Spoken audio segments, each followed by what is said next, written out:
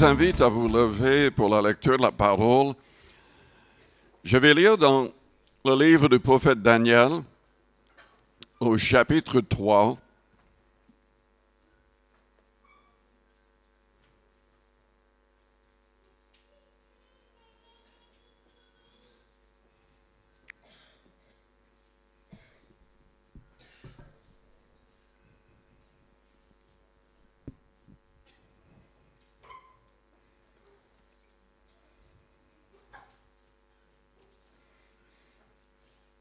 Je lis dans Daniel 3 à partir du verset 14.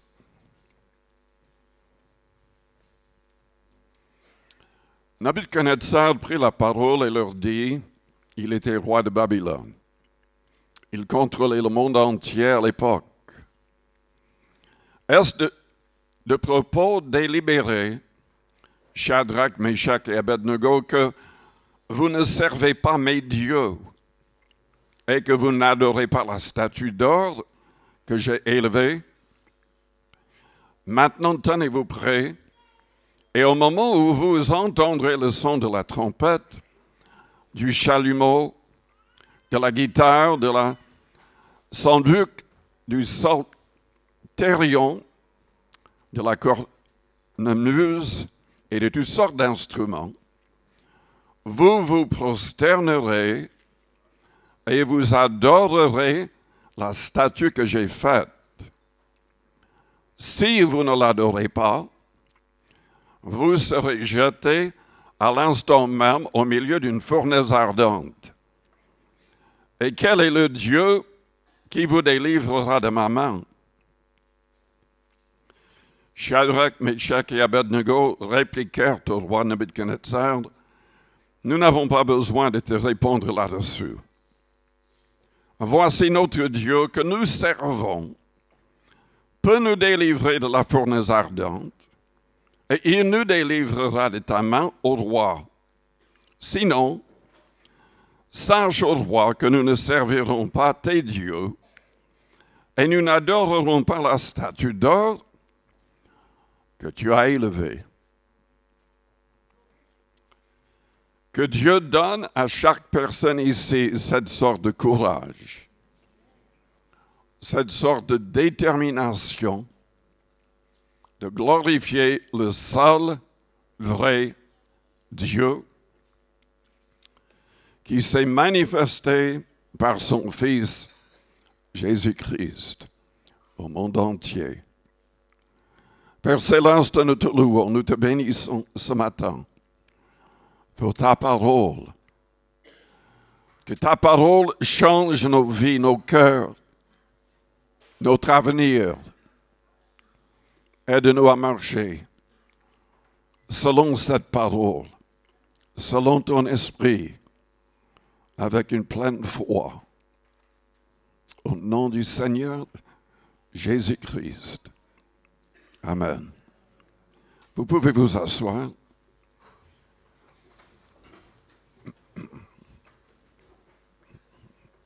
Vous connaissez tous l'histoire de ces hommes, ces amis de Daniel. Oui, Dieu les a délivrés, mais ils étaient prêts à mourir, sinon, plutôt que d'aller contre la parole de Dieu. Le Seigneur était avec eux dans la fournaise. Et la Bible dit qu'ils sont sortis, même sans avoir l'odeur de la fumée sur leurs vêtements. Et évidemment, ça a changé le cœur du roi. Et le monde entier a été averti que le seul vrai Dieu était notre Dieu. Dans le Nouveau Testament, il faut que je vous dise, je mentionne cette histoire simplement à cause de ce que ces trois hommes ont dit. Au verset 17, voici notre Dieu que nous servons,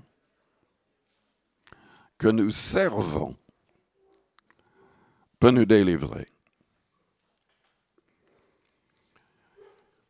Il y a énormément de gens qui croient en Dieu, mais qui ne le servent pas. Les vrais chrétiens, ceux qui veulent vraiment aller au ciel et qui iront au ciel, le servent. Les gens qui voient Dieu comme le Père Noël et qui veulent être servis tout le temps, n'iront pas au ciel. Nous devons voir notre responsabilité devant Dieu. Nous devons le servir. Amen. Lisons dans le Nouveau Testament, dans l'Épître aux Romains, au chapitre 7,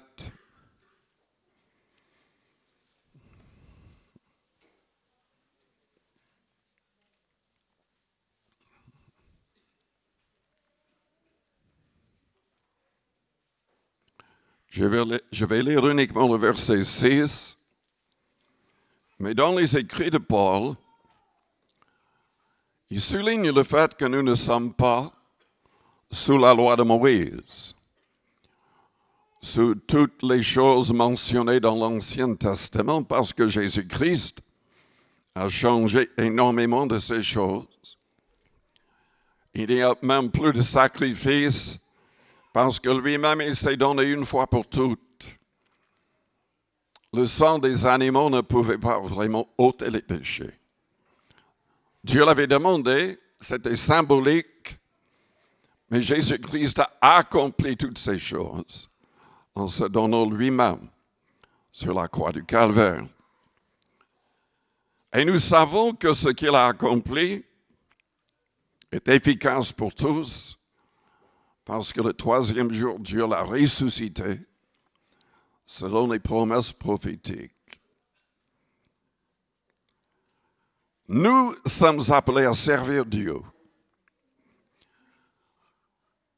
Mais nous ne le servons pas de la même manière que Daniel et les autres le servaient. C'est très clair. Le verset 6 le souligne.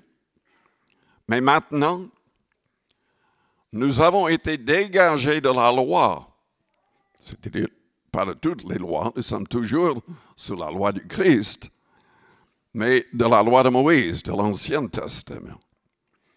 Étant morts à cette loi sous laquelle nous étions retenus, de sorte que nous servons dans un esprit nouveau et non selon la lettre qui a vieilli.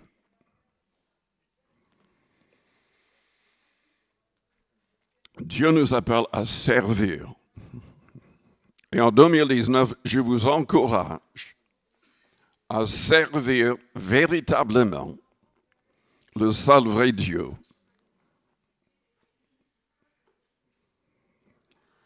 Je vous appelle à le servir d'une manière nouvelle,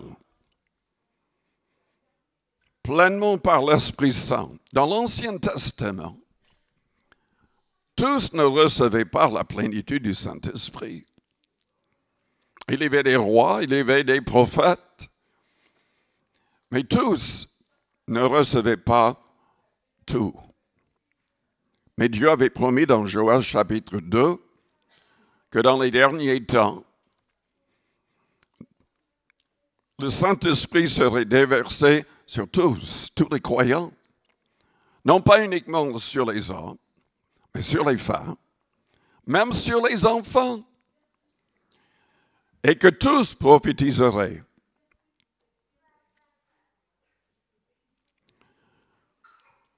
Que les croyants recevraient des visions, des songes, et seraient vraiment aidés, seraient sous le contrôle de son Esprit Saint. Le jour de la Pentecôte, tous ceux qui ont obéi sont montés dans la chambre haute et ont persévéré 10 jours dans la prière. Qu'est-ce qui s'est passé? le Saint-Esprit les a remplis et tous, sans exception, ont parlé en d'autres langues, miraculeusement. Et grâce à ce miracle, 3000 âmes se sont converties, ont placé leur confiance en Christ, parce que ces personnes étaient là de toutes les nations pour participer à la fête juive de la Pentecôte, fête de la moisson. C'était déjà des disciples qui suivaient selon l'Ancien Testament. Le miracle les a poussés à croire en Christ. Dieu désire que tous les croyants aujourd'hui soient remplis du Saint-Esprit ou baptisés du Saint-Esprit. Et nous croyons que ce signe est toujours le parler en langue. Ce n'est pas simplement une expérience pour quelques-uns. Tous peuvent et devraient adorer Dieu en d'autres langues. Paul a dit clairement dans 1 Corinthiens 14, « Je veux que vous parliez tous en langue. » Et il voulait aussi qu'ils aillent plus loin pour prophétiser. Il voulait qu'ils cherchent tous les dons surnaturels mentionnés dans Corinthiens 9. 12 plutôt. Il y a 9 dons mentionnés. Dans 2 Timothée, chapitre 1er,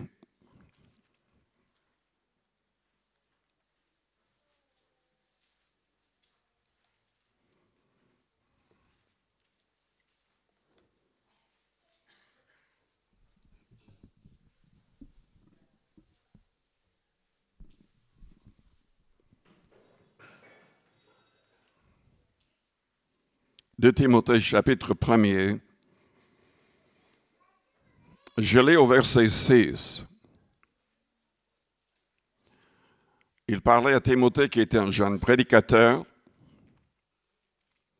Je t'exhorte à ranimer le don de Dieu que tu as reçu par l'imposition de mes mains. Car ce n'est pas un esprit de timidité que Dieu nous a donné, mais un esprit de force, d'amour et de sagesse.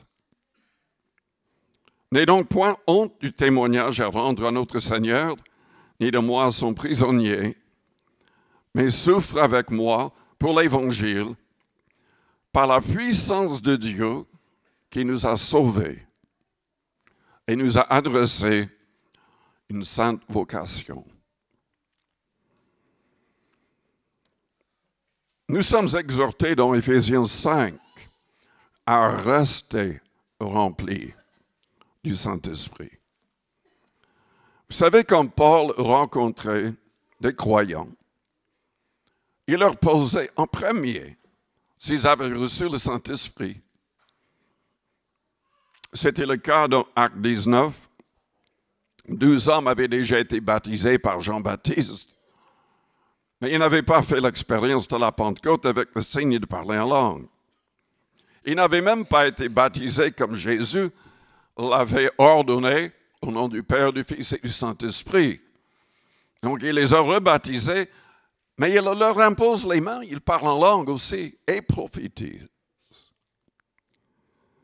L'Église primitive, quand ils étaient au courant de nouveaux convertis, ils agissaient pour que ces nouveaux convertis soient baptisés aussi du Saint-Esprit.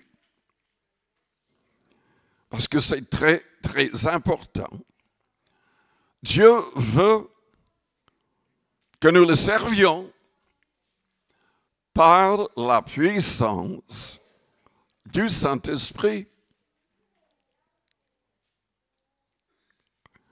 Il veut que nous soyons conduits par le Saint-Esprit. Et nous voyons dans les actes des apôtres comment ils étaient vraiment guidés par l'Esprit. Parfois, Dieu leur donnait des visions, des songes, des indications où aller, comment faire. Parfois, il parlait directement par le Saint-Esprit. Dans Acte 10,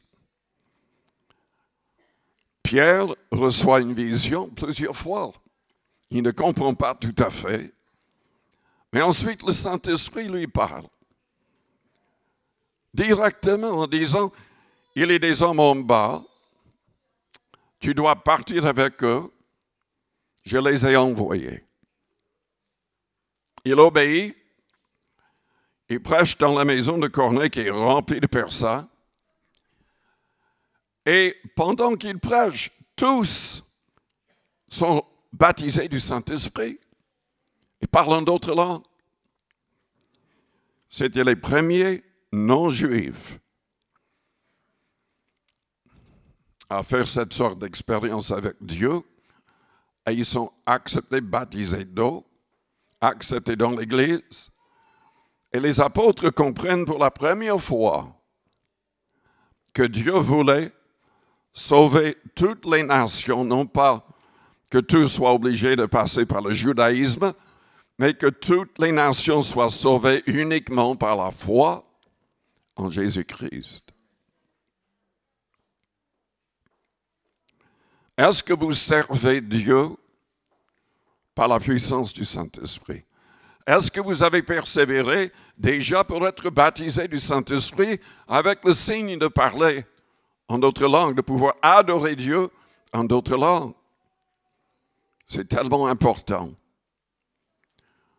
Je me suis converti très jeune.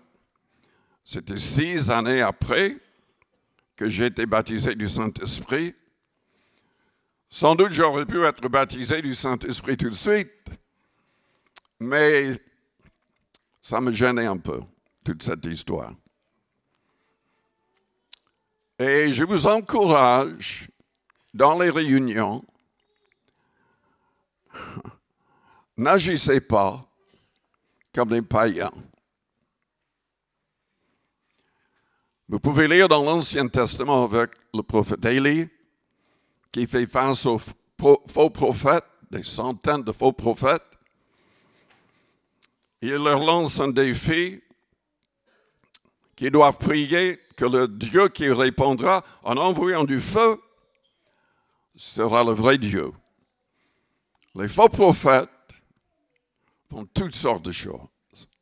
Ils crient, ils font des bruits bizarres, ils se coupent avec des couteaux, etc., etc.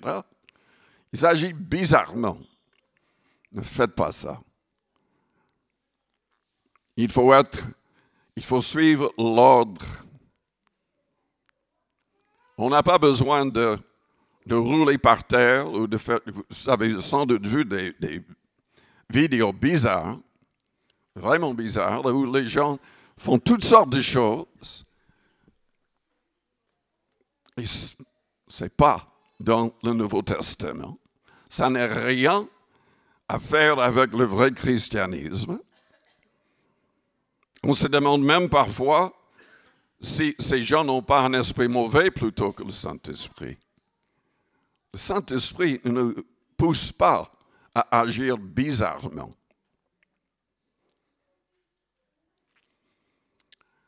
Mais je dois admettre qu'il y avait des femmes dans l'église où j'allais qui parfois poussaient des cris tout d'un coup, bizarrement, et ça me faisait peur. Ça me dérangeait. Et je ne voulais rien à faire avec le baptême du Saint-Esprit si c'était ça. Mais ce n'est pas ça.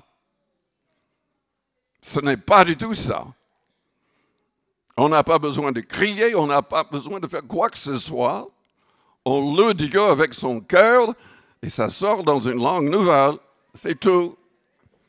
On n'a pas besoin d'agir comme des... Enfin.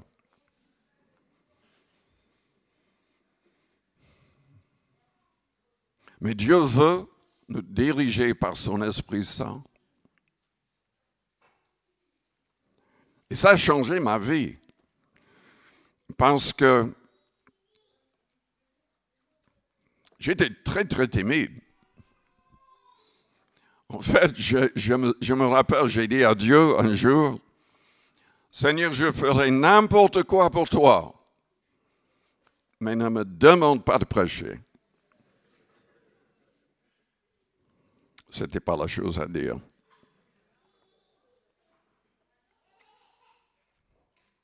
Nous devons dépendre de l'Esprit Saint. Nous devons rester sous le contrôle du Saint-Esprit. Sinon, nous allons toujours marcher selon la chair. Est-ce que vous avez une pleine victoire dans votre vie? Ou est-ce que parfois, c'est la chair qui vous pousse à faire des choses que vous ne devriez pas faire? Ou à dire des choses que vous ne devriez pas dire? Chaque matin, il faut se laisser remplir du Saint-Esprit. Il faut demander au Saint-Esprit de nous aider à être victorieux, à être une source de bénédiction pour les autres. Selon Éphésiens chapitre 4, versets 29-30, toutes les paroles qui sortent de nos bouches devraient édifier, aider les autres, bénir les autres, communiquer une grâce aux autres. Mais si on ne commence pas la journée avec le Seigneur, avec la prière, avec le Saint-Esprit, avec la parole, c'est le vieil homme qui va peut-être sortir sa tête du tombeau, parce que nous devrions être morts. Par le baptême, nous choisissons de mourir en nous-mêmes, afin de marcher en nouveauté de vie comme une personne nouvelle en Christ.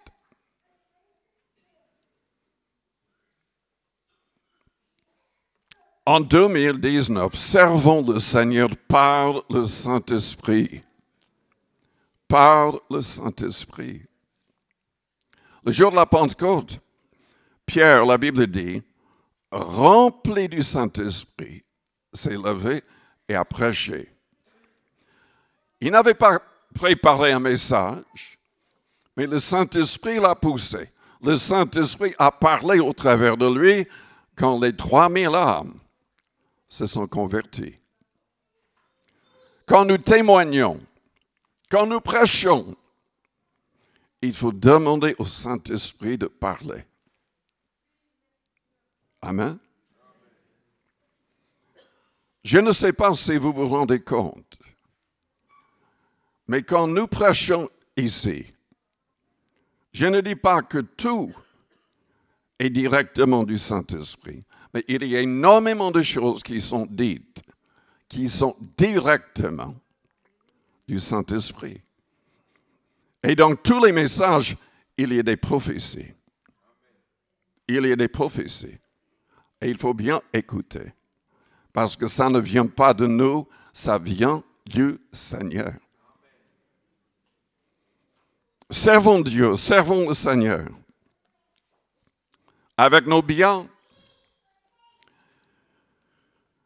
Vous savez, la Bible dit dans l'Ancien Testament, Dieu disait aux Israélites, ou le prophète disait en tout cas, que c'est Dieu qui nous donne la capacité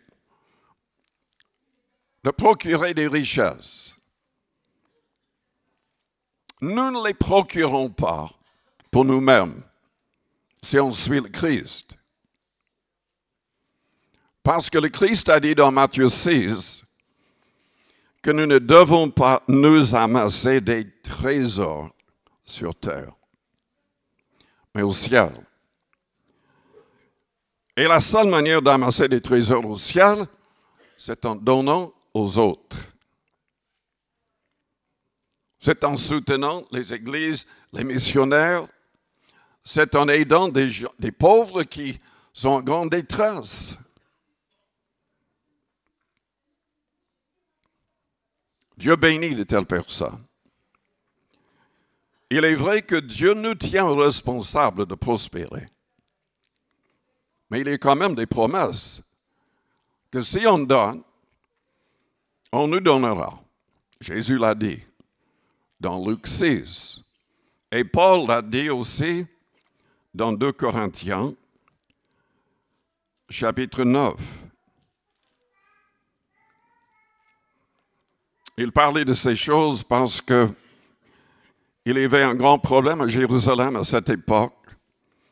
Il y avait une famine et les croyants n'avaient rien à manger.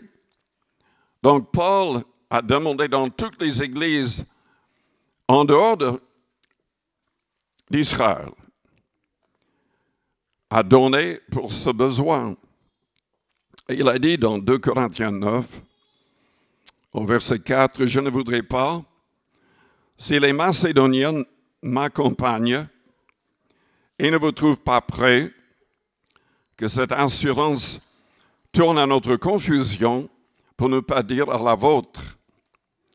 J'ai donc jugé nécessaire d'inviter les frères et à se rendre auparavant chez vous et à s'occuper de votre libéralité déjà promise, afin qu'elle soit prête de manière à être une libéralité et non un acte d'avarice. Sachez-le, celui qui sème peu, moissonnera peu. Il parlait du fait de donner. Celui qui sème abondamment, moissonnera abondamment. Que chacun donne comme il a résolu en son cœur, sans tristesse ni contrainte, car Dieu aime celui qui donne avec joie. Et Dieu peut vous combler de toutes sortes de grâces, afin que possédant toujours en toutes choses de quoi satisfaire à tous vos besoins, vous ayez encore en abondance pour toute bonne œuvre. C'est-à-dire que vous ayez la possibilité de donner toujours aux autres œuvres. Dieu peut nous faire prospérer si nous voulons vraiment suivre le Seigneur correctement pour aider les autres, pour évangéliser le monde. Je remercie Dieu de ce que j'ai été élevé dans une église qui poussait les gens à donner au moins la dîme pour l'église locale, 10%, et en plus donner pour soutenir des missionnaires. À l'école du dimanche, et dans notre église, on avait un grand bâtiment avec des classes pour tous les âges. Donc, on avait 1 heure d'enseignement avant le culte pour tous les âges. Et on avait des sacs pour la dîme et des offrandes pour l'église locale et un autre sac pour les missionnaires tous les dimanches. Donc, j'ai grandi en donnant tout petit. Le Seigneur m'a toujours béni, a toujours pourvu à mes besoins, et je n'avais pas peur de travailler. Il y a des gens qui ne veulent pas travailler. Paul a dit, si quelqu'un ne veut pas travailler, qu'il ne mange pas non plus.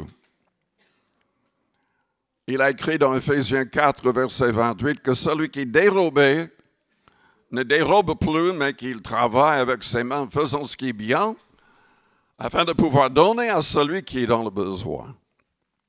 Donc, Dieu nous tient responsables de travailler, de prospérer pour une seule raison, afin d'avoir de quoi donner.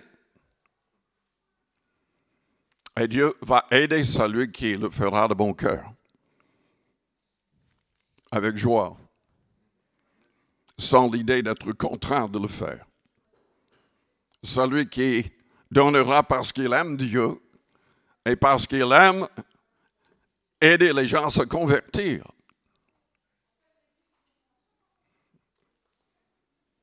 J'entends rien du tout. Vous êtes là. Vous dormez.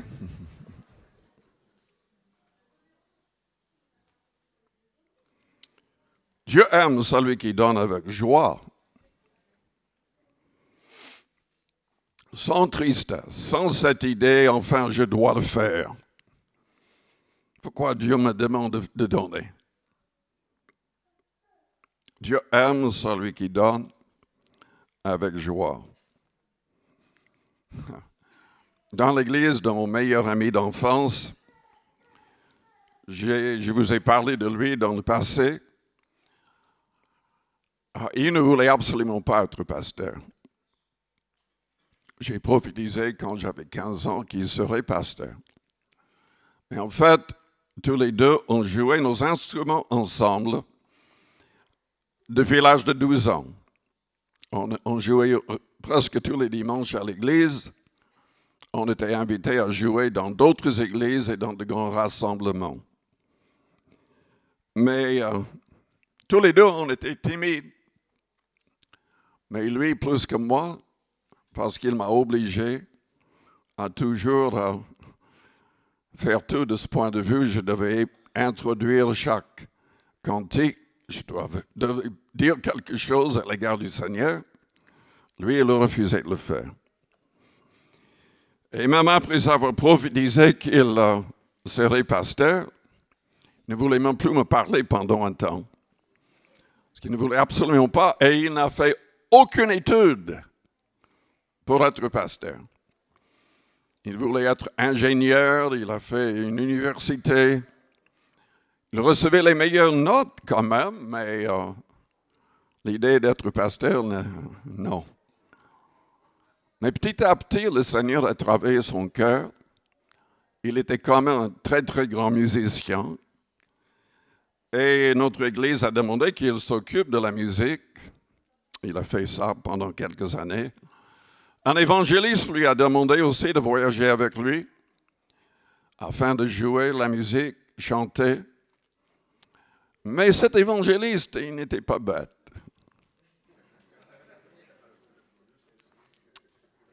Il a dit un jour, mais j'aimerais avoir une soirée jeunesse.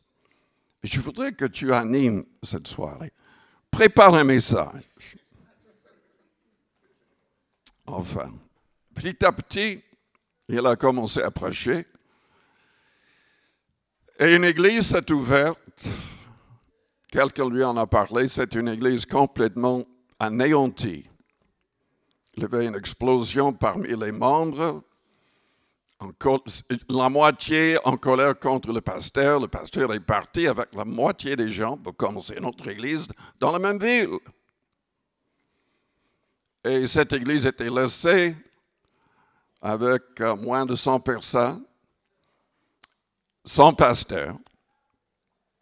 Et il a accepté de devenir le pasteur. Il est resté là pendant 25 ans. Il a vraiment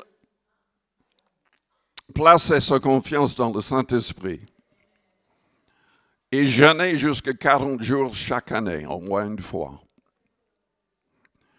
Et quand il a quitté cette église, il a laissé avec un autre pasteur. L'église avait 12 hectares de terrain. Un premier bâtiment, 1700 places. Pendant des années, il avait 5 réunions le dimanche dans cette salle. Ils ont commencé une école privée, 2000 étudiants chaque jour. Ils ont fait construire une autre salle avec plus de 6000 places, beaucoup mieux que le palais des congrès ici.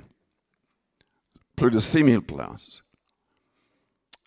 Et donc, quand il est parti, il n'y avait aucune dette.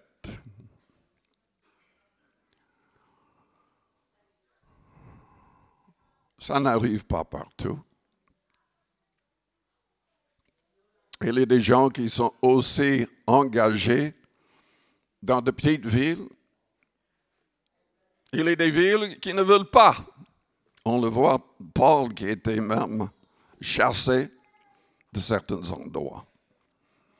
Il faut être fidèle où le Seigneur nous appelle et c'est lui qui sauve. Mais il faut toujours se laisser guider par le Saint-Esprit. Et il faut jeûner. Il faut faire le maximum.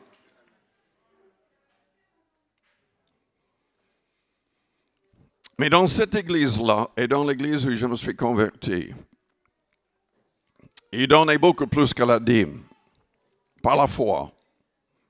Surtout, tous les ans, on faisait venir des missionnaires qui prêchaient chaque soir pendant 1 ou 2 semaines, parlant de leurs besoins, de ce qu'ils allaient accomplir ailleurs.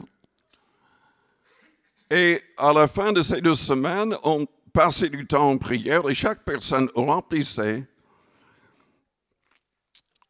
avec le nom, adresse, etc., en disant, par la foi, avec l'aide de Dieu, je vais essayer de donner telle et telle somme pendant cette année.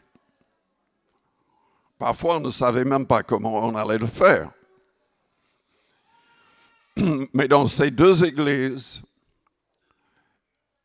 donc en plus que les dîmes et les offrandes pour l'église locale, ils donnaient plus d'1 million pour soutenir des missionnaires. Que Dieu nous aide à donner avec foi pour que Dieu nous bénisse. Surtout qu'il bénisse le travail pour que beaucoup d'âmes soient sauvées. Servons Dieu avec nos biens. Moi-même, je disais souvent dans des conventions missionnaires, vous savez, tout le monde n'est pas appelé à partir comme missionnaire.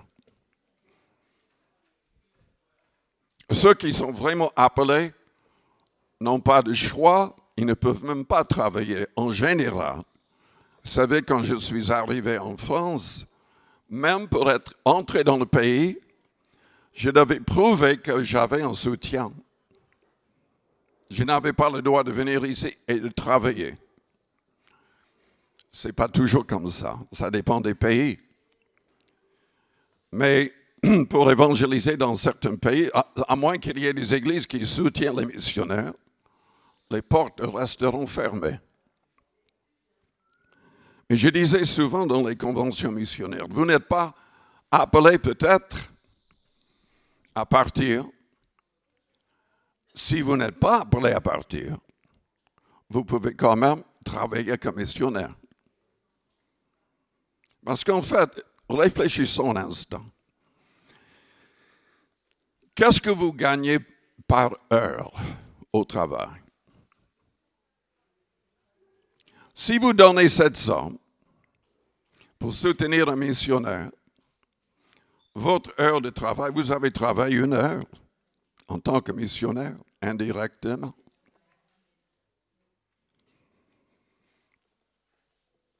Servons le Seigneur avec nos biens. Servons-le avec joie. Servons le Seigneur avec foi et amour. Non pas uniquement avec foi dans le fait de donner, mais selon ce que le Christ a enseigné. Qu'est-ce qu'il a dit? Il a dit à ses disciples que si on croit, nous pouvons faire les mêmes choses qu'il a faites. Il a même ajouté et des choses encore plus grandes. La vaste majorité des chrétiens ne croient pas cela. Ils imaginent que, enfin, je ne sais pas ce qu'ils imaginent.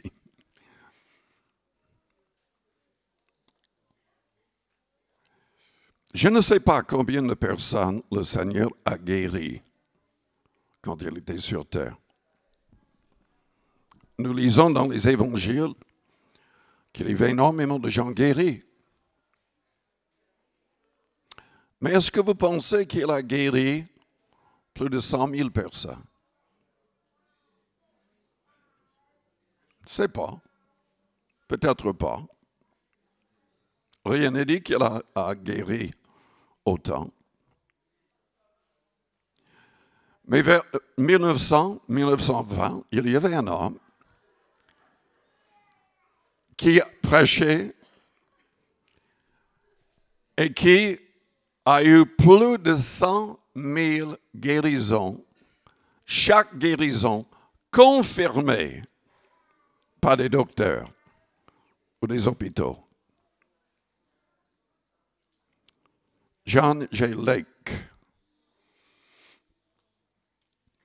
Et quand il a enseigné les principes qui viennent simplement du Nouveau Testament, d'autres personnes ont commencé à voir autant de miracles.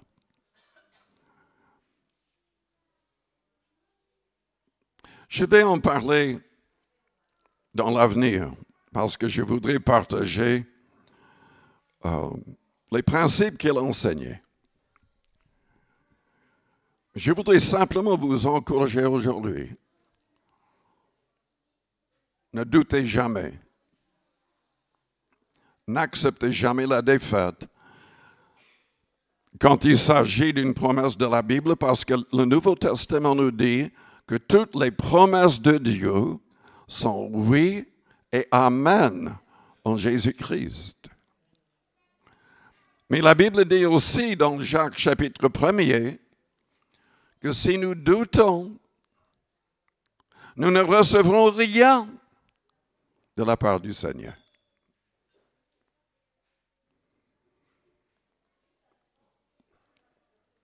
Servons le Seigneur avec une pleine foi,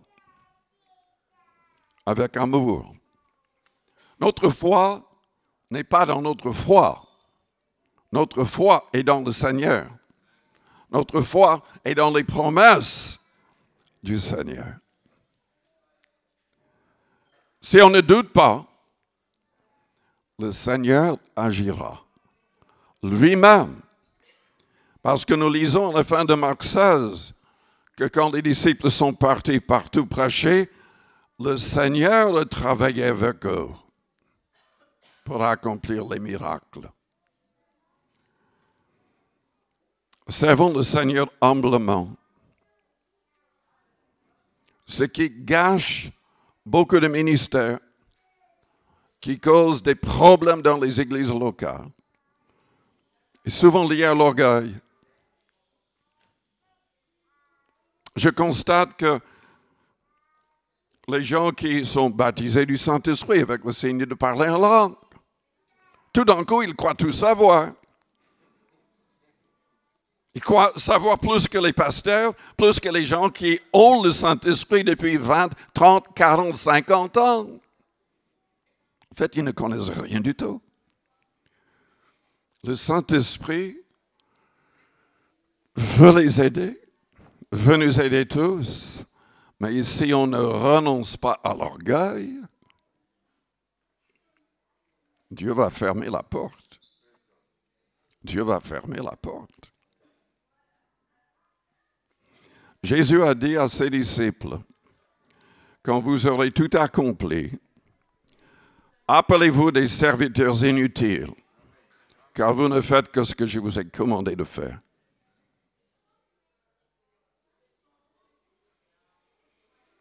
Servons le Seigneur avec sainteté ou sanctification. Les deux mots sont similaires.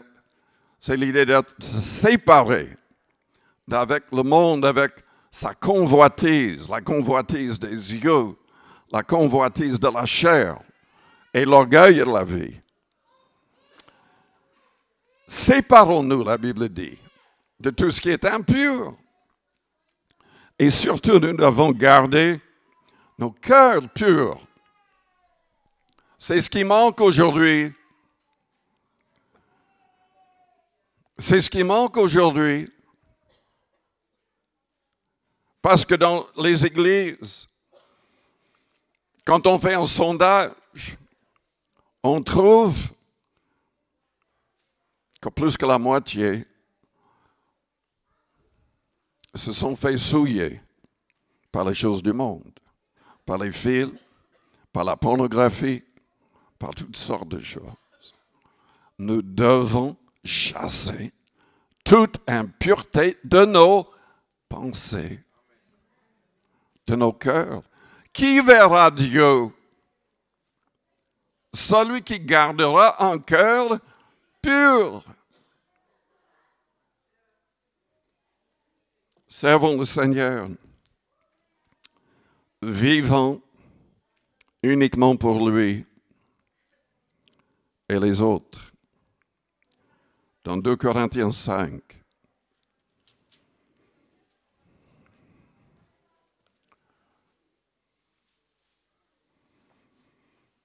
Paul a dit au verset 17, si quelqu'un est en Christ, il est une nouvelle créature. Les choses anciennes sont passées. Voici toutes choses sont devenues nouvelles. Toutes choses.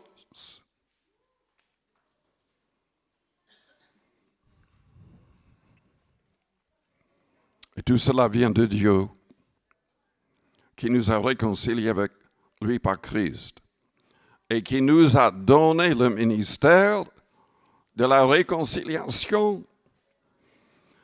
Selon le verset 20, nous faisons donc les fonctions d'ambassadeurs pour Christ, comme si Dieu exhortait par nous.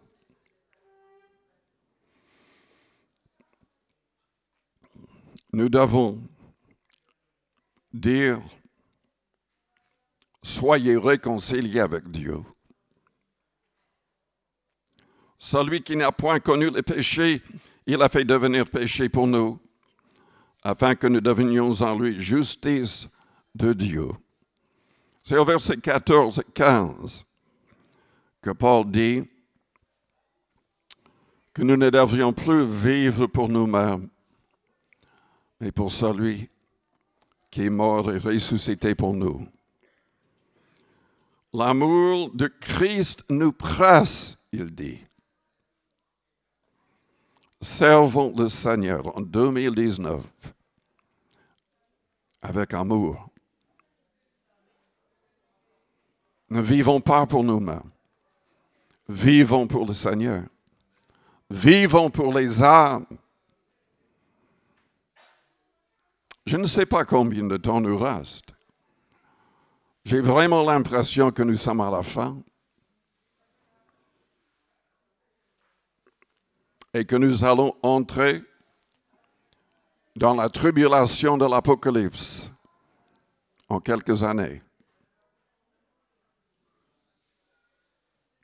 Peut-être 2024.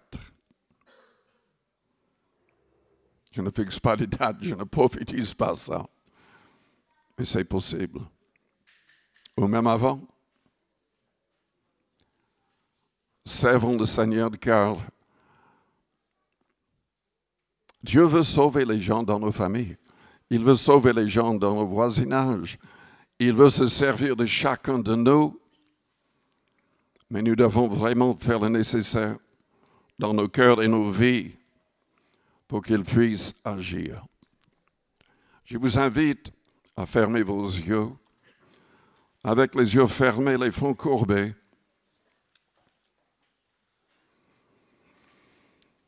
Je vous demande d'être honnête avec vous-même, avec Dieu.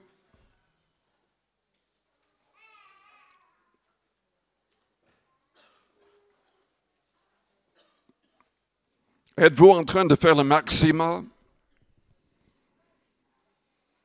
pour plaire au Seigneur, pour servir le Seigneur?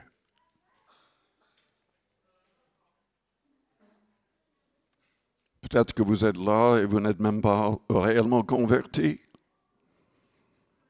Vous hésitez encore. Vous gardez toujours des choses mauvaises dans votre vie. Je vous encourage à vous repentir pleinement, à vous donner pleinement au Seigneur. Si c'est votre désir, dites-le au Seigneur. Élevez votre main vers le Seigneur et dites-le. Seigneur, aide-moi à marcher selon tes commandements, selon ton esprit. Si vous avez besoin de prière, faites-moi signe en élevant votre main. Oui. Père Céleste, tu vois toutes les personnes Tu connais leurs faiblesses. Tu vois leur potentiel. Seigneur, pardonne et purifie. Transforme ces vies. Remplis-les du Saint-Esprit. Que toutes ces personnes soient bénies à l'extrême pendant 2019. Au nom du Seigneur Jésus-Christ. Élevons nos mains ensemble et nos voix ensemble. Dieu a parlé au travers de ce message, par son esprit, dans les cœurs et les consciences. Il nous met en face de nos responsabilités. Disons oui au Seigneur. Sers-toi de moi, Seigneur. Que tous élèvent les mains, que tous élèvent les voix. Prions le Seigneur.